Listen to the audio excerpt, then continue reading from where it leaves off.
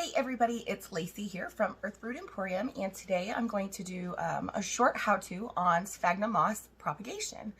Some of the things you're going to need would be your moss. This I just order on Amazon. I've used several different brands. I go for quantity. I use it a lot. This is my preferred method for node propagation. You are also going to need rooting hormone.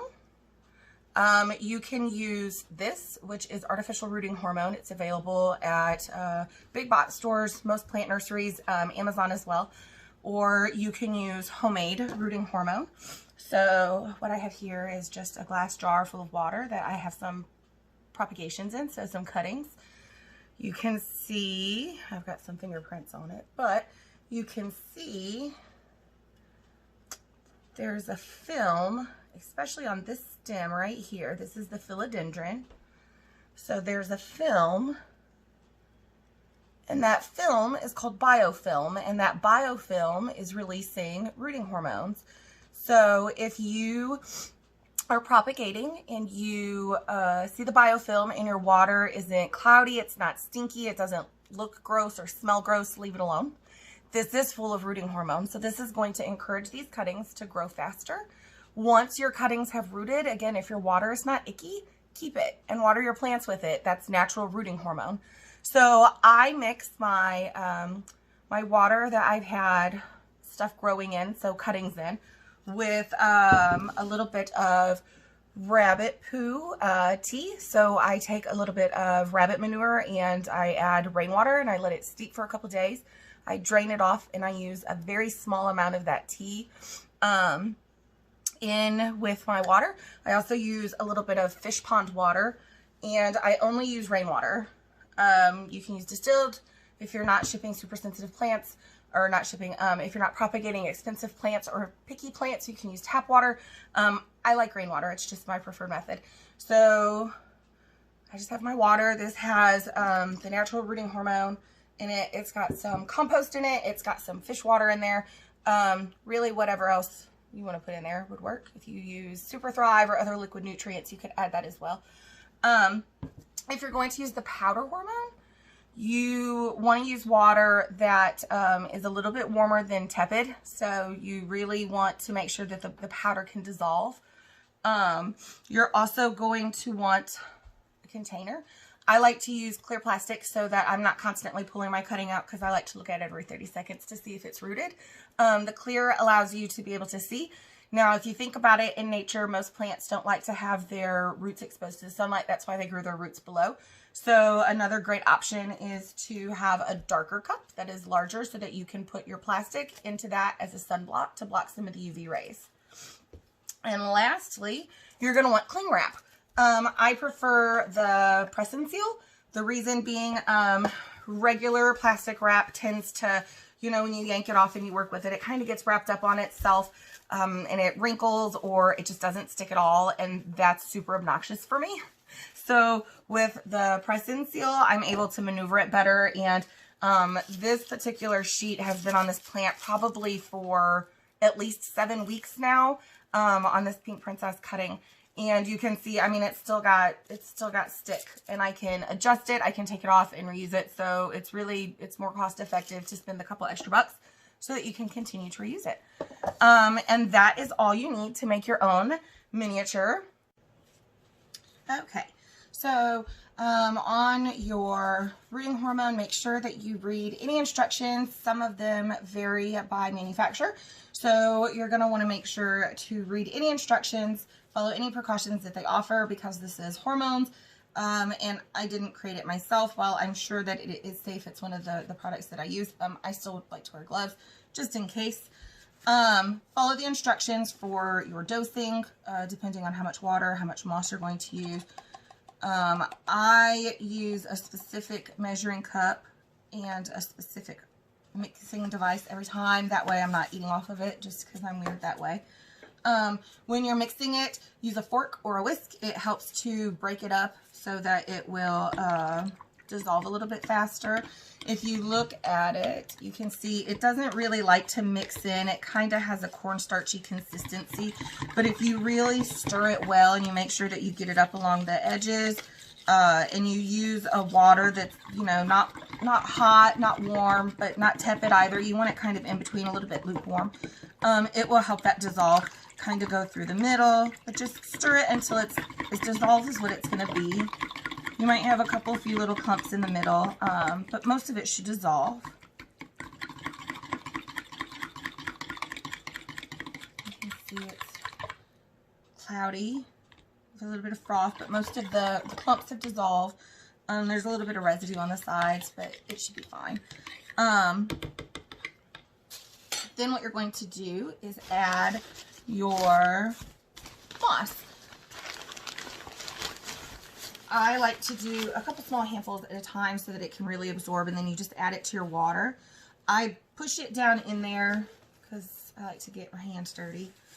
And then you kind of want to push it down like a sponge so that as it expands, it's going to absorb some of that water. What we want is for the moss to absorb all of this rooting hormone water before we pack our node cutting into it. So don't make an amateur mistake and get your hands all wet and then stick your hand in the bag like I just did. But that's okay. So, you know, maybe separate your moss.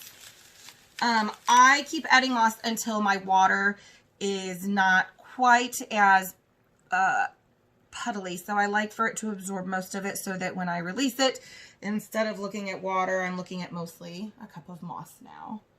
So you can see most of the liquid is really dissolved. You know, there's still some in there, but it's not a ton. The thing with moss is you want it damp. So you don't want it soaking wet. That's gonna rot your stuff. So I'm just pushing it down, letting the fibers really get in there and absorb all of this rooting hormone water. The more you push down, the more it's going to suck in. So when you release, you can see the water just kind of disappears. It's kind of cool. It gets very fluffy. It expands. So, you know, things to keep in mind. And then once you've really got it pretty much where when you're not pushing on it, there's no pooling around the top, you are ready. We're going to take our clear cup, and I'm by no means an expert. I don't have a degree. I just have a lot of houseplants. And as far as that goes, you know, I'm relatively new to the houseplant world. I've been a crazy plant lady for a couple of years now, but houseplants have become a new passion of mine. So, you know, always do your own research. Always do your own experiments. See what you can learn and go from there. What I have found for my own personal success is to add a little bit damper moss towards the bottom. That's going to encourage, you know, the plant to send those aerial roots down deep.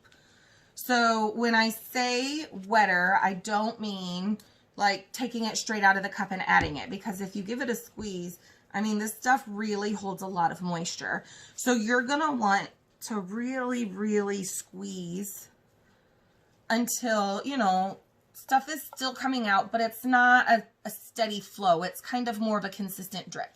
So then I add a handful of that wetter moss. You can see that there's already some clouding on the bottom of the cup. That's because the temperature of the moss is going to be held in, and it's going to create humidity, which is exactly what we want. The next handful that you're going to put in, you're really, really, really going to wring out well. You don't want a lot of moisture sitting up against a node. That's how you end up with rot. If it's a sensitive node, or it's already had some signs of rot, or it's something that you're nervous about, you can take cocoa coir, which is coconut husk. You can shred it and then wrap it around your node to, you know, kind of create an extra barrier against moisture. So I am wringing this stuff out, you know, I don't have a whole lot of hand strength, but until it's not dripping consistently. Now, if I give it a really squeeze, there's still going to be some dampness in there, and that's what you want. You want some dampness. You want your moss to remain consistently damp. By putting in drier moss on top of the wetter moss, it's just going to kind of help with not over getting it wet. So put your moss in and then kind of create a nest. Now, when I create my nest, I don't go all the way down to the wettest layer of moss. I stop right above it. If I were going to use cocoa coir, that is where I would put the cocoa coir, is right in the nest that I have made, as a barrier against that wetter layer. Now, when I say wet, remember, it's not soaking. It's still just damp. It's just a little bit more damp. So create your nest and take your, I'm going to need scissors. Take your node cutting. To propagate, you need to know, how your plant can be separated. So this is node propagation. So you can see I have active aerial roots. There's also a node, although it's small. This is a syngonium, so the node isn't going to be quite thick and chunky. It does have nice active aerial roots. And put it gently in that nest. I didn't put this all the way down on the bottom. I put this right at the end of that first layer that is less damp. Kind of gently squish around. You can see, ooh, I kind of made a tent with my fingers around the stem. You don't want to put any pressure on those aerials or the node. You just want to pack your cutting in so it's not going to be wobbly. I add a little bit, and I mean just a pinch of completely dry moss on the top. That's going to take any extra moisture that we have from around that stem, and it's just going to help dampen that dry moss. So it's just an extra layer of protection.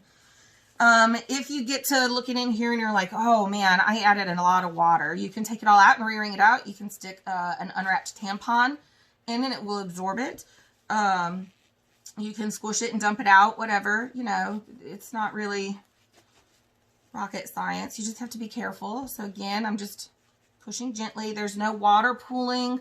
I'm being very careful around my cutting. And then I add one last small, very, very, very wrung out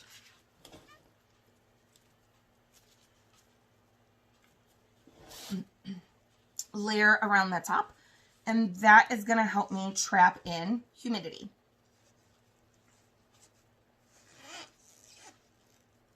Now, the whole stem doesn't have to be in here, just the part that you're trying to root. So just the aerial area, just the node area. I pack it in just because I've had a lot of luck. If this starts to show signs of rot, you can add cocoa coir all around it. Of course, you can seal it with unscented wax. I prefer to use unscented beeswax. A couple of tricks would be, elbow leaves and variegated leaves are beautiful and they're amazing, but the lighter the color, the less chlorophyll they have. So it's going to be very hard for this guy to push out roots on his own. So one thing you could do is trim off all the white, and that will push the energy into root production. When I sell variegated plants, I try to make sure that if I have a lot of variegation, which would be, a half moon or more, I try to include a mostly green leaf on my cutting as well. That way we're going to have a lot of chlorophyll and it's not going to take quite as long. One of the key things to remember about moss propagation is patience. Any form of propagation takes a while. Think of it as making a baby. This plant is making an entirely new root system.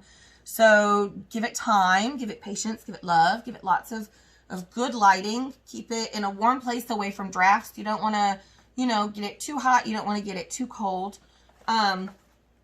Take your plastic wrap, and now that I'm done playing in the moss, I'm going to go ahead and take my gloves off. Take your plastic wrap.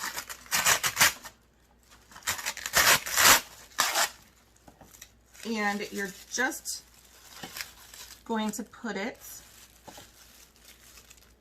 not quite to the stem, so I left a section, and then secure, and then you can kind of take this and wrap it around. And see, it's pretty easy to work with. push this down. You want to make sure that you don't get this stuck on any leaves or stem. It will like absolutely stick to it. Now I left a decent little gap around, and that's for airflow. If you want to cover this, make sure that you let it vent. I leave enough so that fresh air can flow in and out, and I can also check the moisture of my moss. You can see it's already trapping in that humidity. So I'm not sure if you can see it quite as well. Yeah, but it's already trapping it in. And then this is ready. It's ready. It's greenhouse shelf ready. So I will literally just set this in there and let it do its thing. Sometimes it can take, you know, weeks. It can take 7+ weeks for it to get roots. Before you transfer this into soil, you want secondary roots. So you don't just want one string of roots. You want one string of roots plus a secondary string off of that root. I like to go about 1.5 to 2 inches long for your roots. The cool thing about moss is it's going to develop terrain roots instead of water roots. So they'll be a little bit sturdier when you transplant it, and it's not going to be as used to being hydrated. The thing to remember is to not be pulling this in and out. So let it get happy where it is. Let it start to release those natural rooting hormones and leave it alone. You can, of course, take it out and spin it. You can unwrap this and pull it up and look at your sides. Clear helps you snoop. So it's least invasive form of being able to stalk my plant that I found. And then, like I said, you know, in nature, your roots aren't exposed to light. So to block that, you're going to want a larger plastic cup. Drop this in there and leave it alone. That is all it takes to propagate in sphagnum moss.